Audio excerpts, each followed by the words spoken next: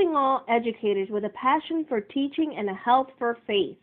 Get ready for a transformative journey with the Educators with Oil podcast, where host Ronnette Branham is dedicated to helping teachers become better through biblical strategies.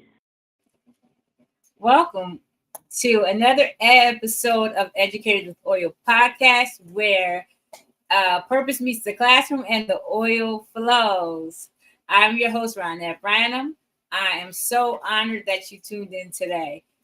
If you've ever felt like you're teaching in the trenches, and I say trenches, I had to look that up and see what trenches was, and I found out it's military, like the military dig trenches. They dig trenches, I guess, to get behind that, that front line, where the front line is. I'm not sure if I'm saying that even right, but I know they dig like in the ground and then the dirt goes up. So that's something that we do feel like we're on the battlefield teaching. So if you ever feel like that, maybe navigating under-resourced classrooms, that a lot of us can relate to that. Facing burnout, even though we're finding now burnout is mostly us. Well, we need to refocus and get back in line with our purpose, as opposed to fighting the powers that be, whoever they are, administration or whoever, the rules and the mandates that are coming down.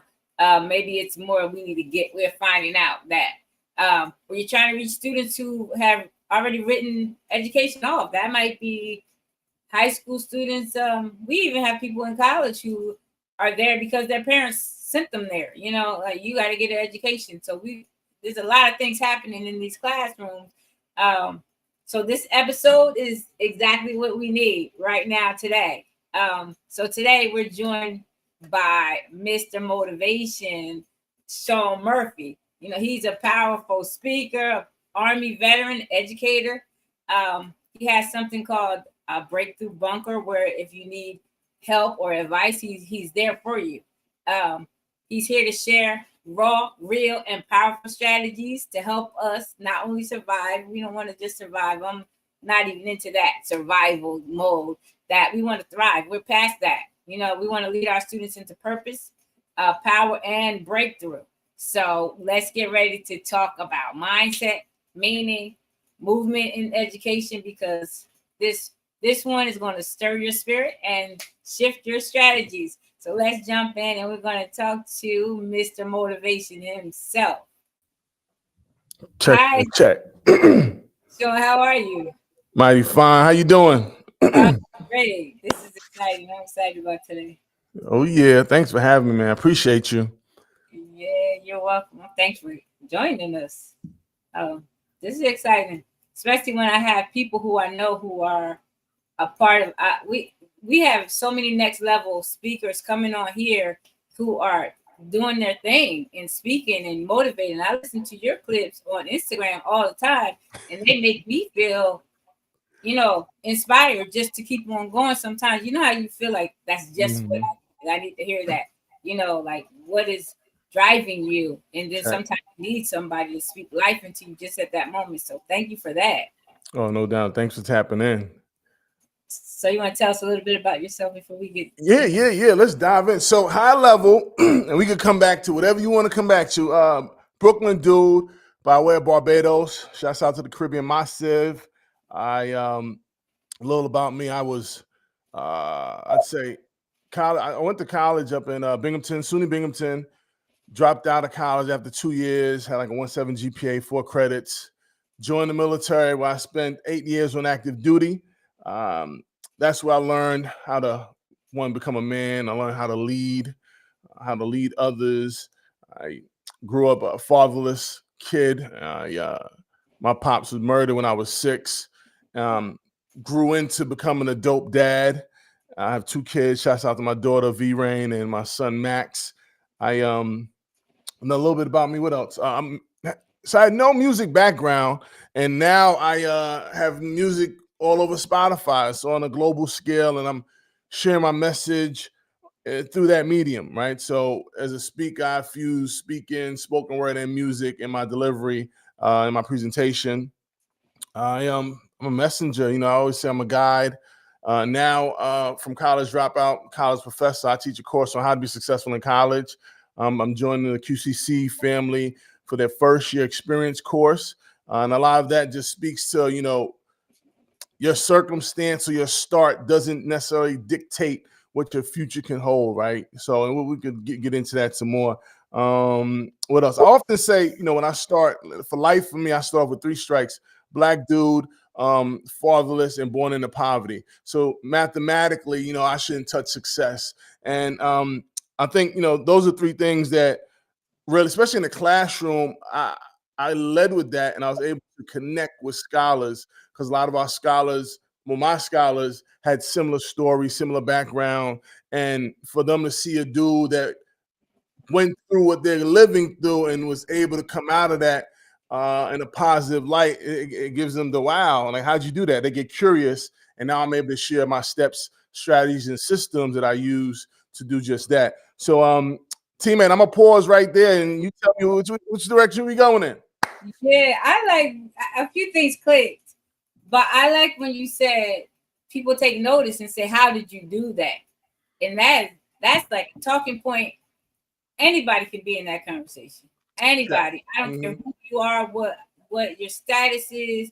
That's a conversation we all want to hear. Like how a student, every student in my district where I teach would like to hear that story. There are teachers who like to hear it because people write students off and they're like, this is what it's going to be just based off what I know, that you don't have a father. You're in poverty, so how are you going to understand money? How are you going to understand finance? So just that that's a talking point. I like that. I can imagine people are tapping into that. Oh yeah. I'll tell you, and for those, I don't know where everybody's at in their classroom journey. So just backstory: I taught middle school, high school, and I'm now in college. I always looked at middle school like a 401k. You pouring into them, but you never see your ROI unless you stay with them 15, 20 years and, they can now, share with you the gems that they've learned and applied. And for me specifically, I've talked to my guy Ryan. I talked to him many years ago. He said, "Mr. Murph, I used to think you was a crazy old man, but now I'm in the summer school teaching, and I'm saying some of the things you used to say. Like, I get it now." And that's just super dope. High school is cool. I found high schoolers, they kind of think they know everything. So and they too cool for school. So you really got to lead with examples for them. I like college because college is more immediate. And what I mean by that, so for example, like you can give examples, you can give tips and strategies, and they could go implement it tomorrow and they like be applicable. I'll give you an example. I had one scholar. She had some situation with her landlord, and she was going to court. She's like, "Professor, I'm about to get evicted." I'm like, "Well, tell me the story. What happened?" So my backstory, I am a real estate investor, so I know about, going through the courts and, dealing with tenants. And I'm like, "All right, listen, this is what you do. Get a piece of paper, write this down. Go take pictures, take notes, journal back a year or so when this started happening, blah, blah, blah. Have bullet points, be succinct, and go in and be confident."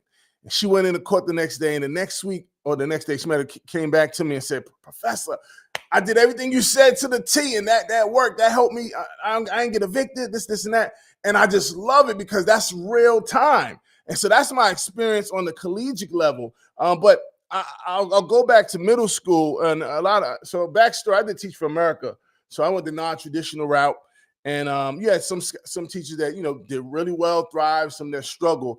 And I found, right, that the ones that they struggle, and I did this initially, I led with that discipline. I was like military, blah, blah, blah, blah.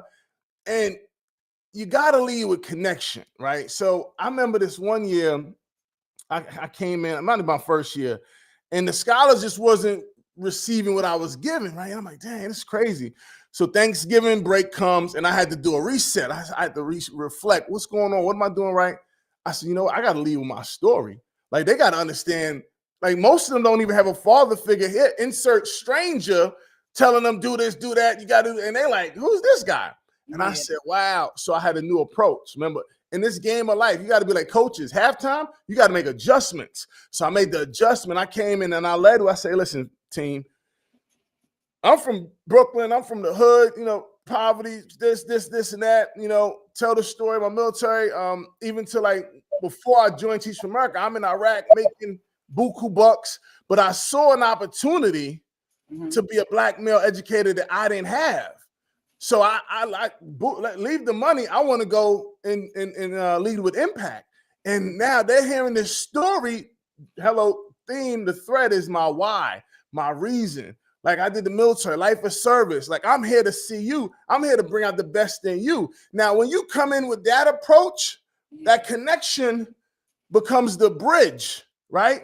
And then it's wrapped up in accountability. Now they're going, they're going to lock into this dude that had this journey. And this is the reason why he's here and why he cares about me.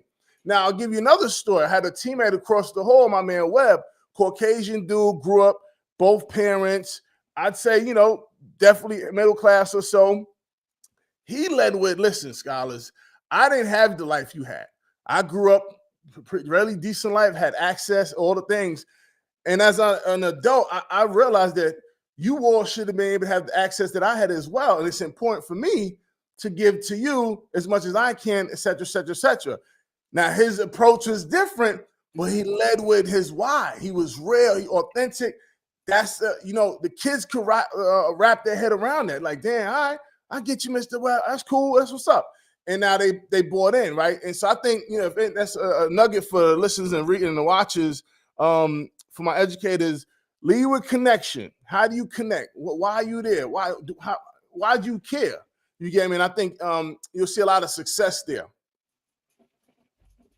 Yeah, I think that really works with the middle school and high school, even college. Have why are you there? And then I heard authenticity in there, because if you trying to do it the way you think works for somebody else, it may not work for you because it's not authentic to you. But once you are real with who you are, that's another way to connect with the students. And it sounds like that really works for your age group.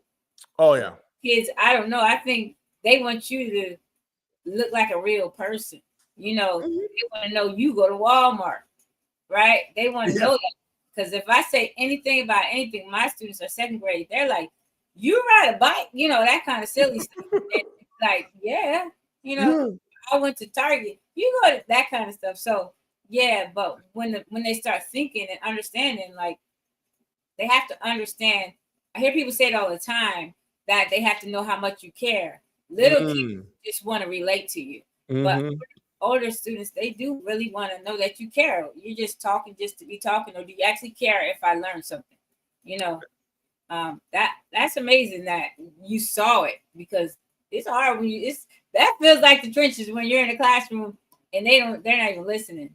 It's like, okay. And you gotta remember, because a lot of teachers probably think, scholars don't want structure and a little bit of discipline, but they do. They yearn for that. 'Cause a lot of times they don't have that at home. Home might be the wild, wild west.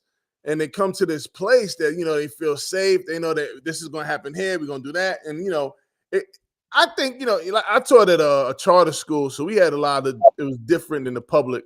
And our scholars definitely, we had some pushback here and there, but they bought into it, man. Every day was like a freaking pep rally, you know what I'm saying, with the chanting, and because you got to keep boys engaged, and I love it. Pushed our thinking. We had to get super creative with how we deliver content and how we kept them engaged. It had to be something different. It couldn't be the same thing. So while we had structure, we had variety, you know what I'm saying, in our approach to education, and fun, because it had to be fun. Yeah, because the way I learned in school is not the way these students learn today. When I was in school, we sat down at our desk. I don't know that we got up too much. Our teachers walk out of the classroom and talk to another teacher, and we're sitting there doing our work. Like, it was that.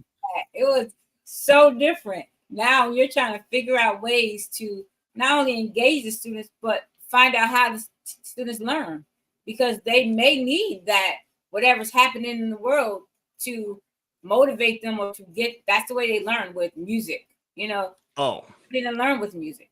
So I like where this is going. Yeah. It's funny you say that, right? Because I think I got into music after I left the classroom, but I feel like I was, interestingly enough, inspired by it. So I taught special ed And I know that, in the classroom, everybody learns different, the auditory, the visual. And when I went into speaking, I was like, you know what? There's a lot of speakers. How do I make myself stand out, be different? And I used to listen to this dude, Adam Won't Lose. He used to be like, dear hard work, I used to hate you, but you made me better. And he's talking over these beats. And I'm like, I'm listening to him for a while, but one day it just hit like, yo, I could do this. Yeah. Called my guy producer. He thought I was crazy at first. But I sent it to him. He said, yo, I got the beats. Let's do it. And that started my journey into the music. And I only did one song. I rapped and it was hard. And I was just like, wow, I got so much respect for rappers. This is actually hard. But I still gravitated to it. So now when I present, I did this, it was a father-son brunch, and you had probably from 18 to 80 in the building. Mm-hmm. And I opened up with my song, The Bunk, I Do Wise. I got that poetry kind of vibe with a beat. Words had the flutes. And at the end, the feedback, the 18-year-old was like, yo, the joint with the flutes, I was feeling that. And the other guy was like, I ain't really like the talking was a little high level, but the music, the beats was popping. So I'm able to tap into different aspects of the audience because I'm using a variety of mediums and avenues. And I think that's what really, that thinking started from just being experienced in the classroom.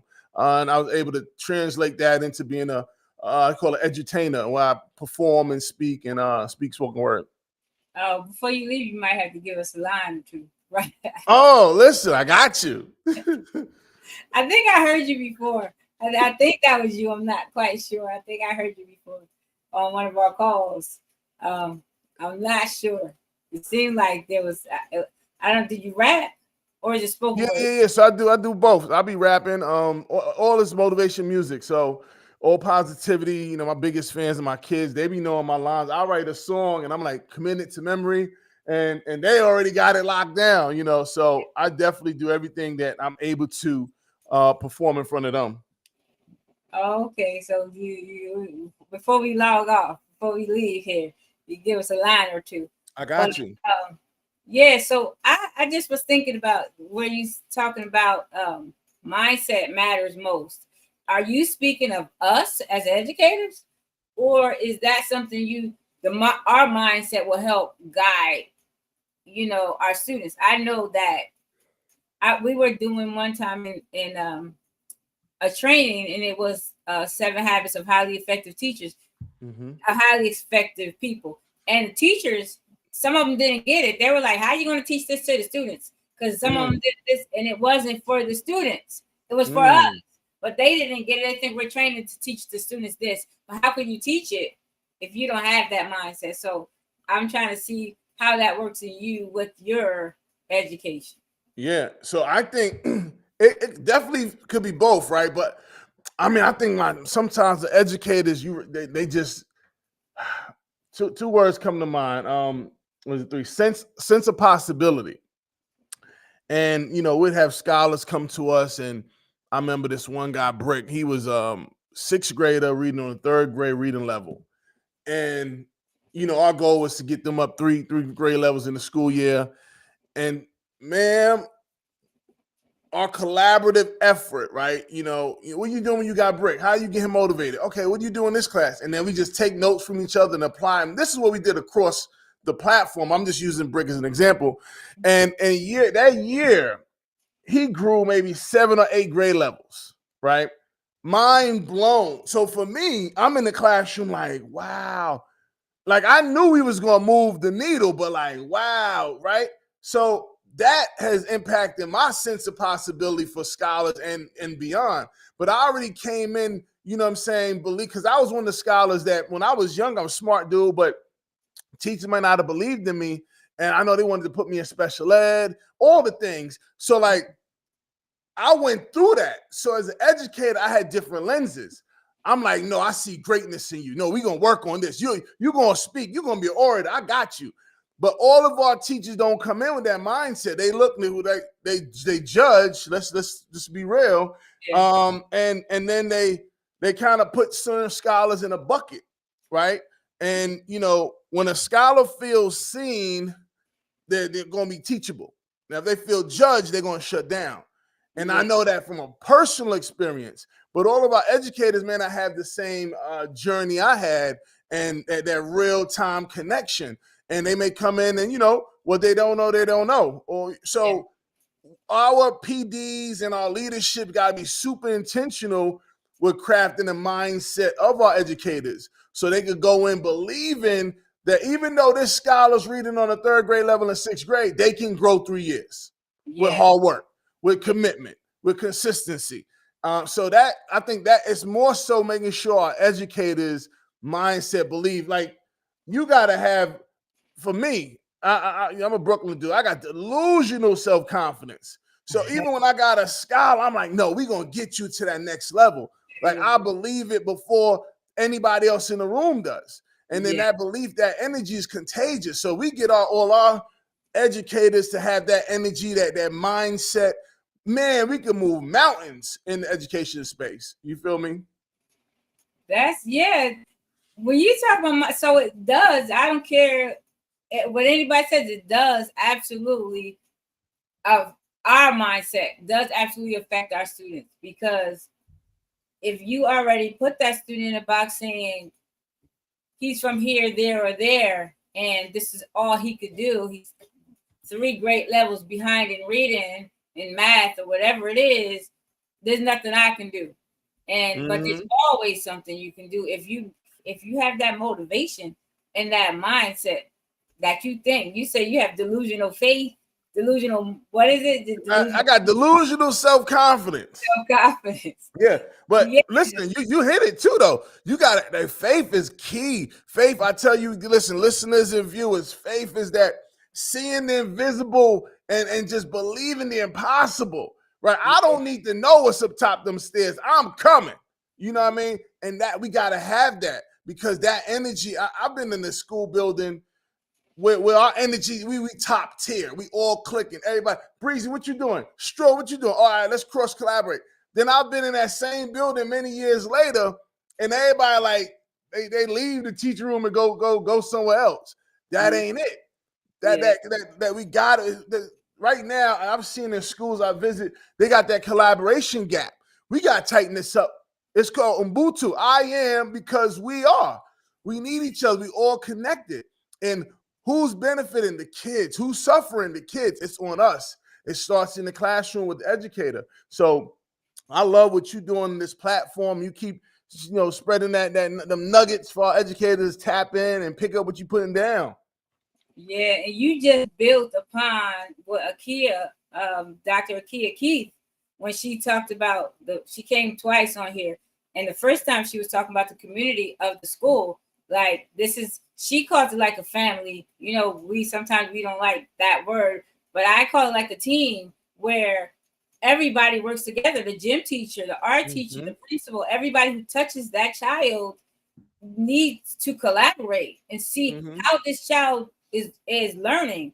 How are we connecting with this student? So you hit the nail on the head when you're talking about, or you just added on top of what she said, that we should come together and collaborate. That the teacher's room is a perfect place. When we come in there, we can come in there, go to the bathroom and leave, and go in our classroom. I spend a lot of time in my classroom.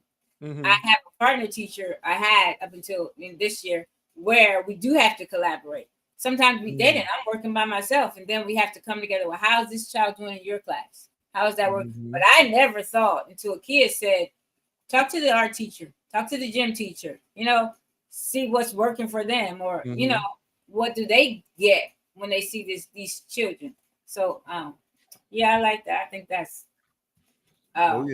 key, that collaboration. Because you're right, we need to go back to the drawing board. We do.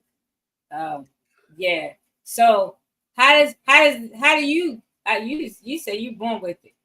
You didn't say it, but I see it. Even though you may not have dug it out when you were a child, but it was in you because it want to be your gift. Want to be a, have it. That's a part of you, that motivation. But what do I say to another educator who has the same student that I have, and that student isn't doing nothing? Like, that student is shut down. I think already.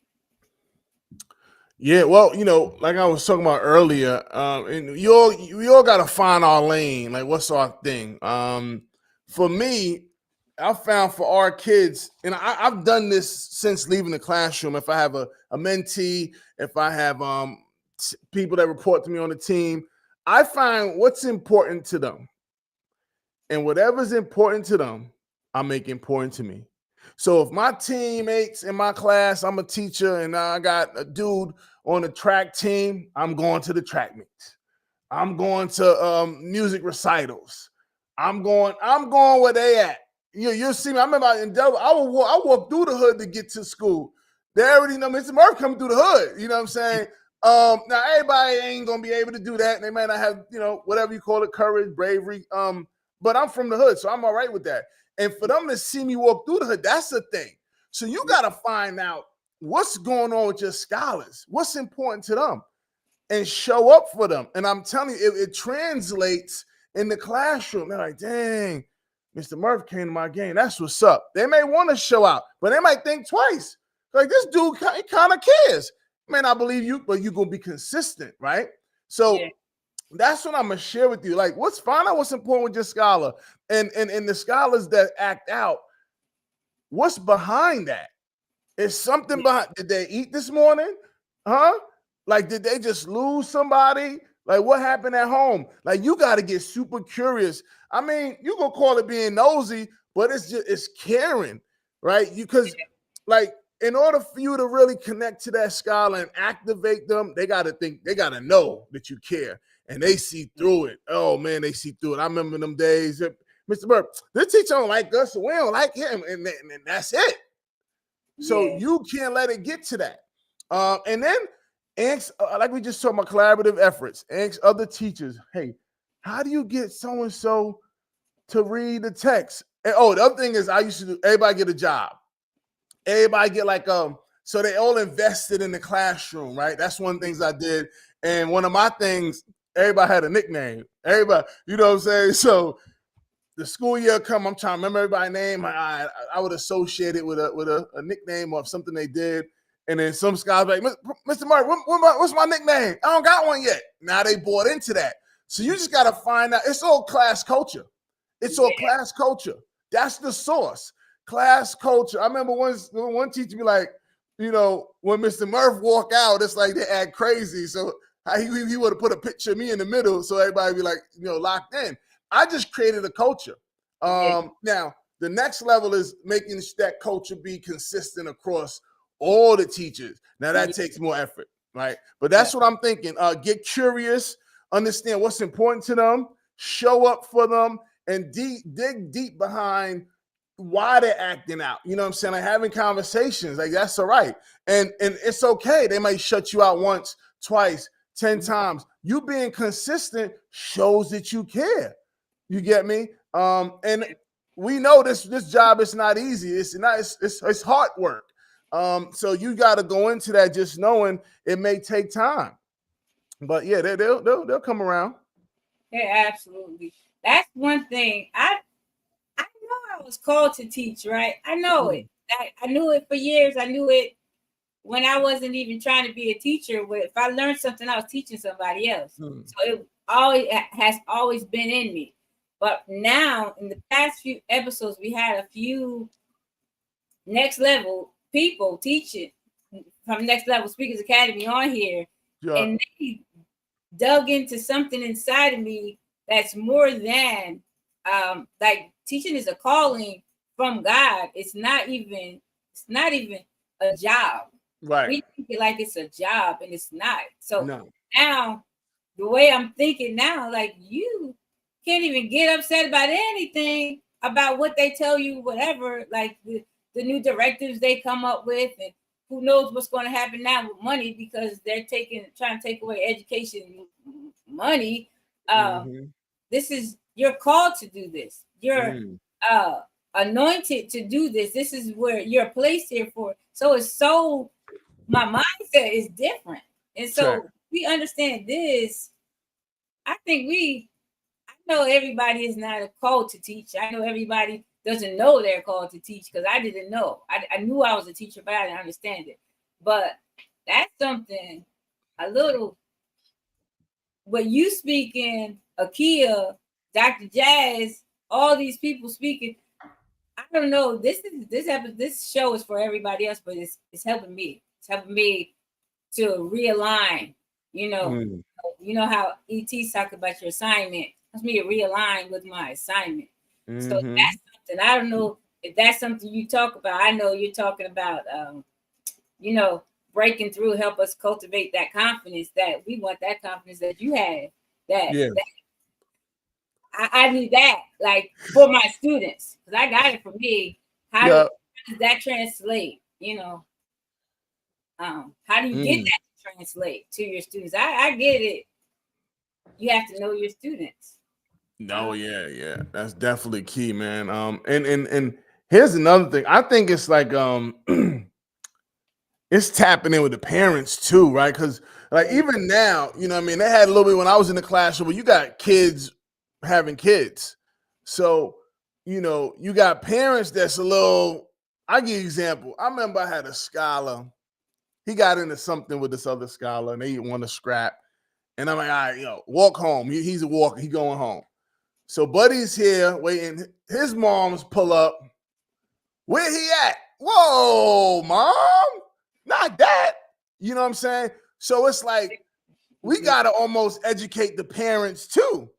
Yeah. And it's kind of wild, but, you want parental engagement. So you, educator, got to be intentional. Hello? You got to be super intentional. How do I get through to the parent? How do I get the parent invested while teaching the scholar? So, I mean, it's like strategic approaches. It's like war. You know what I'm saying? You got to strategize and be thoughtful. Like, because in order to get to the scholar, you may need to go through the parent. It depends on the situation. So I want us to think about a lot of, it's more than being a lesson planning provider. You are legacy building and you got the future in front of you. You know what I'm saying? How are you going to show up for them? Right. And, as you do your lesson planning and just thinking through, all right, how can I tap into my homie Chris Emden? I forget the name. He got one book, Ratchetdemics. He talked about how you tap into that, the education, real world, bring their world into the classroom. Super dope stuff. That's the type of stuff. That's the type of approach we have to really have that impact in the classroom. Yeah, I was thinking. I remember a few years ago when you said that. It was I think we have been through COVID. That shutting down the schools and everything. I think we've been through that already. And we talked about having a parent night, on Zoom or whatever we were using on Zoom for the parents to come with any question, any concern, to talk to teachers that were logged on. And that is something, because parents think we don't care. I remember referring a student because I had concerns. We get in a meeting, and the meeting that I had concerns, the parent was like, I don't think you care about my child. What? This is why we're here, because I care about your child. But it didn't connect for her.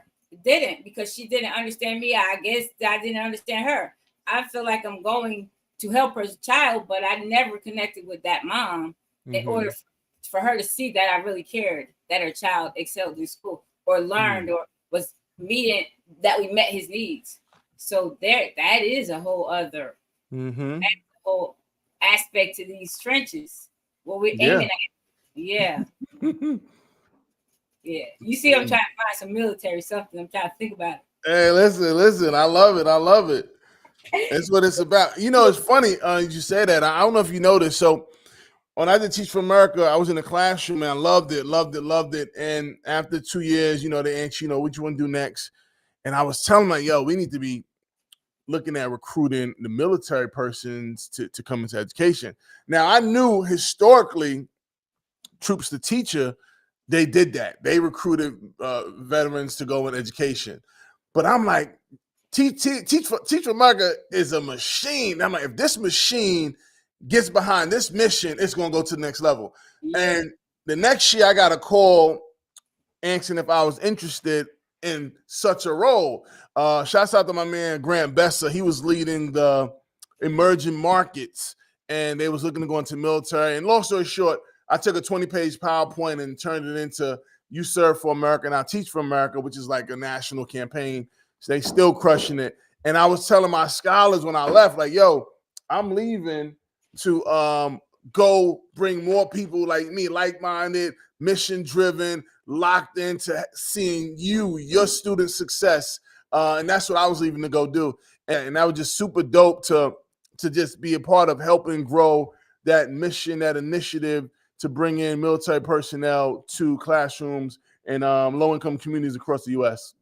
Oh, that is nice. We had 2 military veterans on a couple months ago, and they talked about that discipline that they instill in their students for their students to excel. I mean, one is a music teacher, so he already has the students with discipline, or he teaches discipline through music, but he still has that military aspect of it. And so that is something, because we want structure, like you said. We want structure. We kind of get act out. You can tell when the students coming with no structure at home. When everything is there all night on the iPad. I had a little boy who fall asleep in my class. I knew he was tired of sleep for a little bit, but you can't sleep all day. But I know he was up. He said he was babysitting. He had a babysit. He had a babysit, so he was tired. So I understand that they need that that structure. So that's a good idea. I'm glad it shot off. Because people. That's another thing. Dope program. Shouts out TFA. Yeah, that's like I said. That's that stuff we have in us that we think we have to grow into stuff, but we really don't. We just have to be aware of stuff. Yeah, that's your son. It is my son. That's what I said. That's Max. Yeah. But yeah, that's something we we're taught we have to grow into, we have to become, and actually we are that. We just don't know, we're not aware of it. So I appreciate that you were able to infiltrate. Words. Infiltrate. Yeah, with that, with the military. That's a good idea. Check. Yeah, let me tell you. And it's funny, I used to be because I was usually the only nonprofit at these like hiring fairs, service academy and all the things. And I would rattle off. Remember, it's all about stories, right? I had a lieutenant colonel who retired, and he joined Teach for America because his daughter was a core member teaching in classrooms in San Antonio. And he was just like, "Yo, this is impactful. I want to be part of that." I remember, shouts out to Brett Chappell. He was a Navy SEAL, just fascinated with either science or math. And he went into the classroom. And I have stories for days of veterans that's doing or did dope things in service that decided to continue serving in our communities in the U.S. through education. And for me, that was just such fulfilling of a role. And I definitely missed that, but, not all the travel, but I miss bringing, talented individuals to the classroom to provide that service to our scholars. Super dope. Okay, I like that. So you talking about storytelling. I heard you. I forgot about that, but you already gave us, like, you told your story. So that is how you built that transfer. So that transformation in your students. So I know you said what it felt like when you saw one student. Now he's teaching now. I can imagine, because I teach lower grades. I ran into 2 students of mine. I used to teach preschool, so that's where I would see them. Because I taught near my house. Now I teach far. But I ran into 2 preschool students. I had to talk to them a lot for them to remember me, because they were 3 and 4. So, but I remember them, and then their names were different. So I know that has to be an amazing experience to see your students as adults, because you listen. Let me tell you. So backstory, when I was in high school, I had a teacher, Miss Green. She was fly, Miss Green, fly sister. She'd come in, I'm talking top tier outfits. She's always traveling. We were just fascinated with Miss Green's life. And ironically enough, I was like, when I was teaching, I was, come in sharp, buttoned up, tie, all the things. And I travel and scholars be like, damn, Mr. Murphy, where you going this week, next week? And I always told them, when y'all turn 21, trips on me. Let's go. We outside. And let me tell you, COVID happened. So when Perk and M0tivati0n, I took them after COVID, it was good. I think 2 years later, I took them to Atlantic City. And teammate, listen, to go from the relationship shifts, teacher, scholar, let's say mentor, mentee, to like the big homie, little bro, crazy. And to the point for viewers and listeners, it's so important to just be there for your scholar. If you have the ones as they get older, because whether he's going for a job and he gets to tap in, like you get to be that trusted voice they've known for years to help them continuing to navigate in life post school. And that's the relationship I have with my guys, man, for the ones that stay tapped in with me. And I tell them, listen, my phone, you got access granted, just hit me. We here for life, and that's just a beautiful thing. It's an extension of what we started in the classroom. And, the fact that they keep me in their lives speaks to, somehow how I impacted them along the way. And I think that a lot of us are impacting lives we may not even know about. So I encourage you, if you tapped in with just scholars, stay tapped in or just be available for them to tap in and just keep building, Did you have that as a high school student or a middle school student?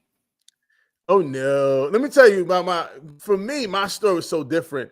I remember in middle school, this is elementary school. So I had my ears were like protruded, right? And you get teased from your peers. Yeah. I'll tell them stop that noise. Your peers and all that. But I used to get teased by my teacher. Oh. And they would clown my ears, because we was poor, so I come in disheveled. And I don't know how my mom's did it, but she got we got a cosmetic surgery done, like pull my ears back. And that was even worse because now I got to walk around with this band around my head, a white band for like 8 to 15 weeks or something like that. So that was my experience in the classroom. It was, I had a few, my guidance counselor back then had a few that was, definitely helpful along the way. But I think what I looked at with the opportunity to go into education, I just wanted to be the educator I didn't see. And that part of that was showing up. Part of that was caring. Part of that was going above and beyond. And it just came natural to me. It wasn't like, oh, teachers did me dirty. It was like, no, how can I be better? You know what I mean? And I think that's what I use to drive me forward. Yeah, I have that. I people ask me, like, how you on teachers groups and NJEA groups and things, and they post that question a lot. Who was the teacher that you remember that motivated you? And I'm like, I don't have that. I don't know what you're talking about. I didn't know everybody had that because I didn't. So I taught because it's in me. I teach because it's in me to teach. Not because of anything saying, what's wrong on my screen? So do you not see me? Oh, you can't see it. People can't see me. You can hear me, right? We can hear you. I don't see you though. But you don't see me. Right. I just look.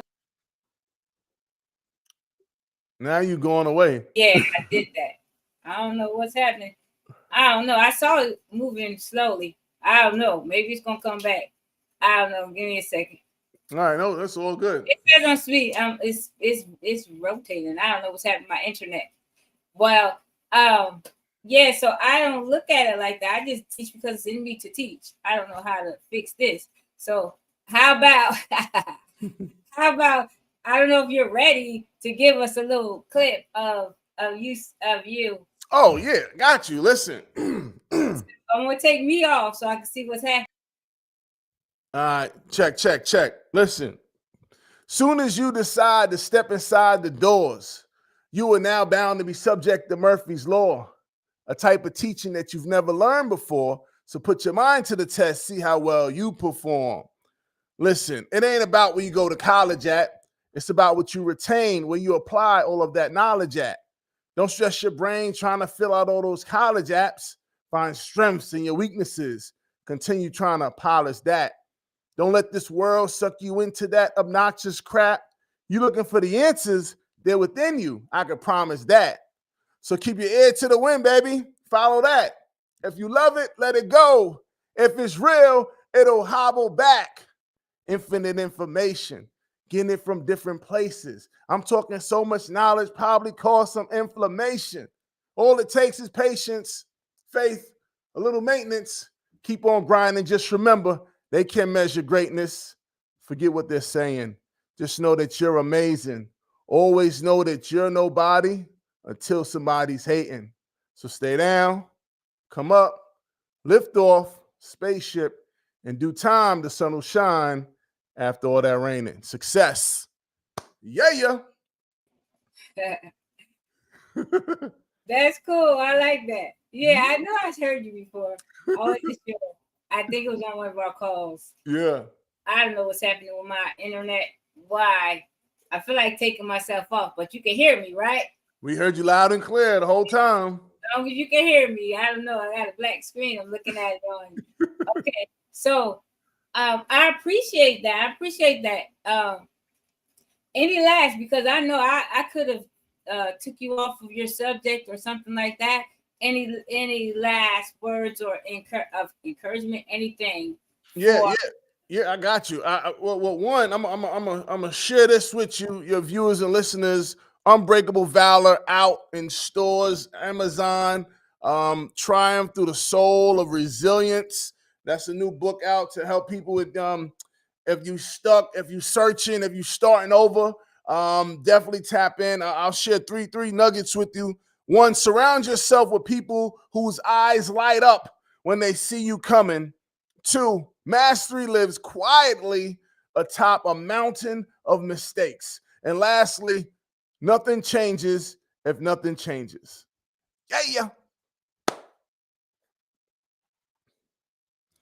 Check one, check two. I don't know if you can see me, but I appreciate that. And I really thank you for joining us.